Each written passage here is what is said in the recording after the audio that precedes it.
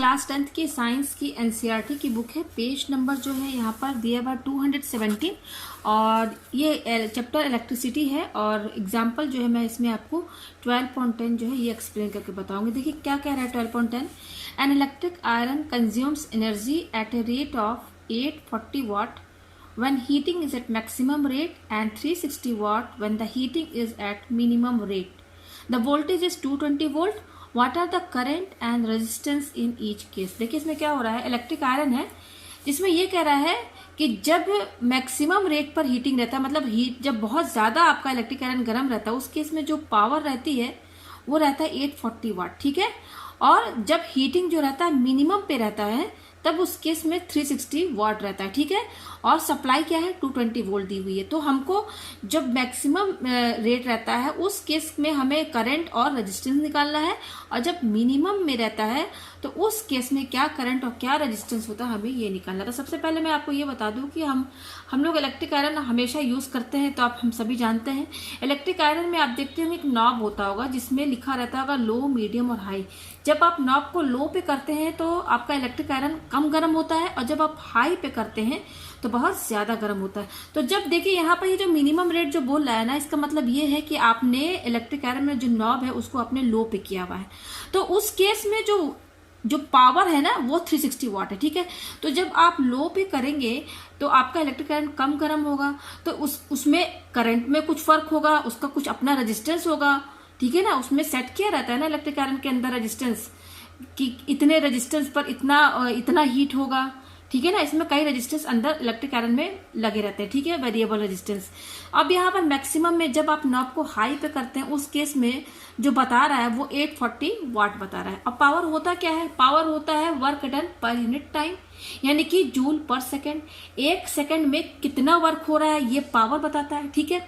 तो यहाँ पर 840 वाट क्या बता रहा है, 840 वाट बता रहा है 840 जूल पर सेकेंड, यानी कि एक सेकेंड में 840 जूल्स जो है वर्क हो रहा है इसका। और इसमें मिनिमम में क्या हो रहा है 360 वाट, यानी कि इसका मतलब है 360 जूल्स पर सेकेंड। एक सेकेंड में 360 जूल्स वर्क हो रहे हैं।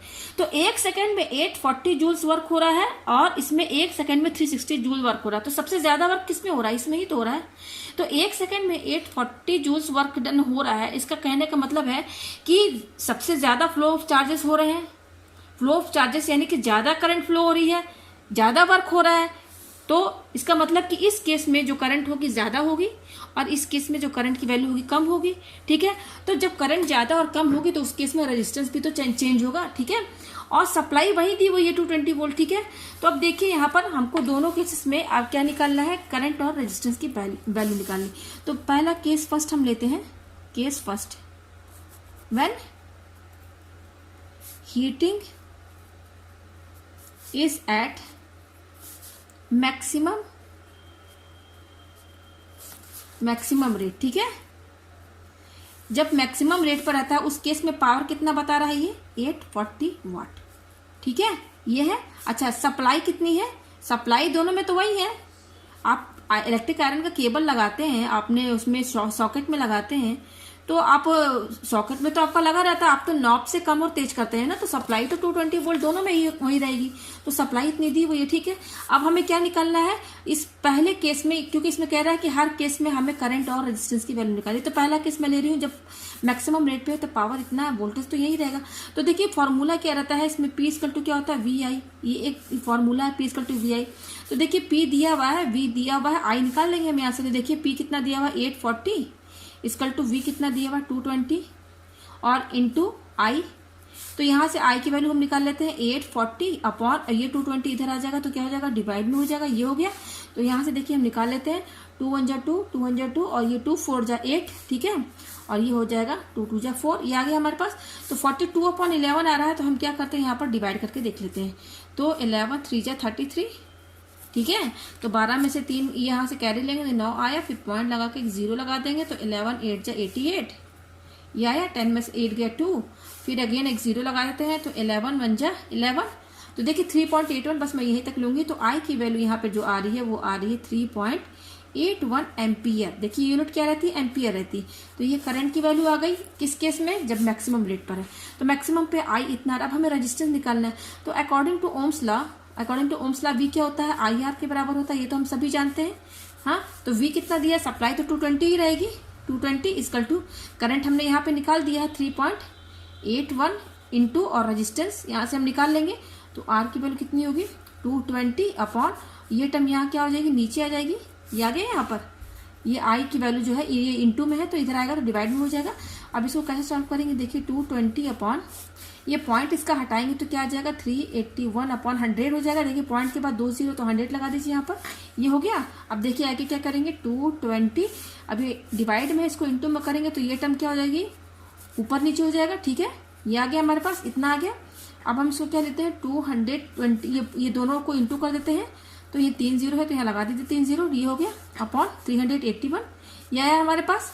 अब क्या करेंगे हम सीधे इसको डिवाइड कर लेते हैं, ठीक है, 380 ये 381 है, ठीक है, तो 222,000 दिया हुआ है हमारे पास, ठीक है, और यहाँ पर दिया हुआ है 381, ठीक है।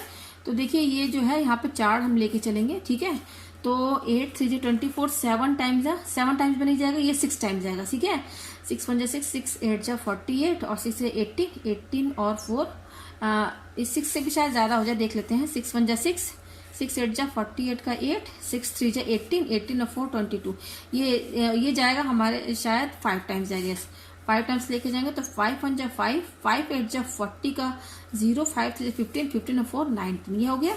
अगेन माइनस करते हैं, 10 में से 5 गया 5, यहाँ बचा 9, ठीक है, यहाँ बचा 11, 11 में से 9 गया 2 बचा, ठीक है, ये आया। अगेन एक 0 उतार लेते हैं, अब उसको हम कितने टाइम्स लेके जाएंगे, ये 8 टाइम्स जाएगा कि नहीं देख लेते हैं, 8 1 जाए 8 8 64 और 8 3 24, ये नहीं जाएगा 8 टाइम्स, ये जाएगा 7 टाइम्स, 7 1 7 7 8 56 का 6 और 7 3 21 26, या 7 टाइम्स जाएगा, ठीक है, तो 7 टाइम्स जाएगा तो 7 1 7 7 8 56 का 6 7 3 होता 21 और 5 26, ये आया। माइनस कर लेते हैं, 10 में से 7 गया 3, ठीक है, और यहाँ बचा 4, 14 में से 6 गया 8 बचा, यहाँ बचा 8, 8 में से 6 गया 2। अगेन अब हम क्या करेंगे, यहाँ पे देखिए सारा 0 नीचे उतर गया है, ये देखिए 0 आ गया, तो पॉइंट लगा के एक 0 लगा देते हैं यहाँ पर, ठीक है, तो ये मेरे ख्याल से जाएगा 8 64 24 24, यस, ये 7 टाइम्स जाएगा, यस 7 टाइम्स जाएगा ये, तो कितना हो जाएगा 7 1 7 और 7 टाइम्स नहीं जाएगा मेरे, यस 7 टाइम्स ही जाएगा ये, ठीक है, ये जाएगा, ठीक है 7 टाइम्स। तो यहाँ पर देखिए हमारा कितना रेजिस्टेंस आ रहा है 57.7 ओम, ये रेजिस्टेंस आ गया केस फर्स्ट, ठीक है। अब हम केस 2 क्या लेके चल रहे हैं, case 2 when heating is at minimum rate, when heating is at the minimum rate, ठीक है। तो इस केस में पावर कितना बता रहा है, देखिए यहाँ पे 360 वाट लिखा हुआ है और सप्लाई तो वही रहेगी, सप्लाई थोड़ी बदलेगा, ठीक है, तो ये आ गया हमारे पास। तो फिर क्या करेंगे, पी क्या होता है, हमें करंट निकालनी है इसमें भी, तो सेम वही पी इक्वल टू वी आई वाला फार्मूला, पी दिया 360, ठीक है, देखिए हाँ 360 दिया हुआ है, इक्वल टू सप्लाई है 220 इंटू करंट हमें निकालना है, तो करंट यहाँ से निकल जाएगा 360 और ये 220 क्या है यहाँ डिवाइड में आ जाएगा, ये आ गया हमारे पास, कैंसिल 2 1 2 2 1 2 और ये 2 1 2 2 8 16, तो 18/11 आ रहा है, तो डिवाइड कर लेते हैं हम, ठीक है, 11 1 11, 8 में से 1 गया 7, पॉइंट लगा के 0 लगा देते हैं, 11 6 66, 10 में 6 गया 4, अगेन 0 3, तो ये आ रहा है 1.63 एम्पियर, ठीक है, ये करंट आ गया हमारे पास। अब रेजिस्टेंस निकालना है, तो अकॉर्डिंग टू ओम्स लॉ क्या होता है, V इक्वल टू IR, तो V दिया 220, ठीक है, और करंट आ गया हमारा 1.63 इंटू रजिस्टेंस, तो रजिस्टेंस की वैल्यू हम यहाँ पर निकाल लेते हैं 220 और ये क्या हो जाएगा, इधर आएगा तो डिवाइड में आ जाएगा, ये आ गया हमारे पास। अगेन हम क्या करेंगे, इसका पॉइंट हटाएंगे तो ये क्या हो जाएगा 163/100 हो जाएगा, ये हो गया हमारे पास। अब क्या करेंगे 220, ये डिवाइड में इंटू में करेंगे तो ये चीज़ पलट जाएगी, 100/163, ये आ गया हमारे पास। तो अब हम ये और ये इंटू करते हैं तो 22 और 3 0 लगे हैं, यानी कि 22,000 हो जाएगा अपॉन 163, ये आ गया। अब अगेन हम डिवाइड करके देख लेते हैं अलग से, यहाँ पर ये 163 आया हुआ है, तो इसको 1 टाइम्स लेकर जाएंगे हम यहाँ पर, तो 163 माइनस 10 में से 3 गया 7 और यहाँ बचा 11 में से 6 गया 5, ठीक है।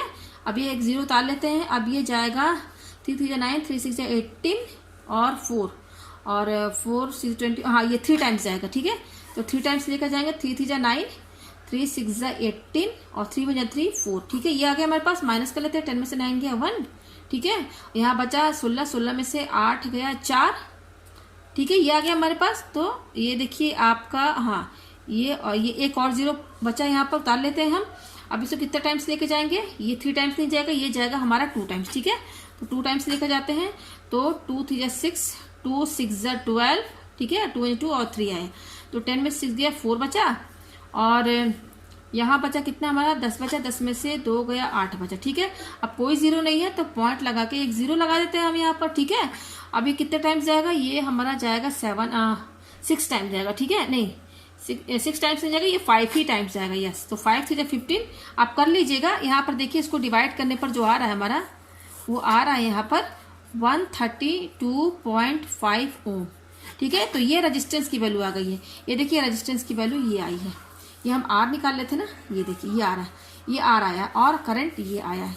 और इसमें भी, इस केस में भी देखिए आई ये आ रहा है 3.81 एम्पियर और रेजिस्टेंस इतना आ रहा है। तो आप देखिए केस फर्स्ट में जब मैक्सिमम रेट पे रहता है, यानी कि जब 840 वाट रहता है, उस केस में देखिए करंट की वैल्यू भी ज़्यादा है। आप देख सकते हैं यहाँ पर करंट ज़्यादा होगी तभी तो हीट ज़्यादा होगा। ये देखिए करंट की वैल्यू कितनी है, 3.81 एम्पियर। और जब मिनिमम रेट पे रहता है तो आप देख सकते हैं करंट कम है इस केस में। ठीक है, तो जब करंट कम और ज़्यादा होगी तो रजिस्टेंस भी तो कम और ज़्यादा होगा ना, चेंज होगा ना। तो देखिए यहाँ पर ये रजिस्टेंस की वैल्यूज यहाँ पर आ चुकी है। ठीक है, तो मुझे उम्मीद है आपको ये क्वेश्चन बहुत अच्छे से समझ में आ गया होगा।